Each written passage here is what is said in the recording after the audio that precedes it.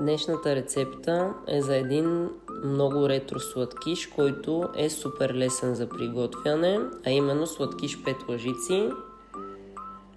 Започваме като смесваме абсолютно всички съставки, а именно 5 лъжици захар, 5 лъжици олио, 5 лъжици прясно мляко, брашно, чукваме 2 яйца, добавяме бак пулвер с ванилия и малко какао, не прекалявайте с количеството му.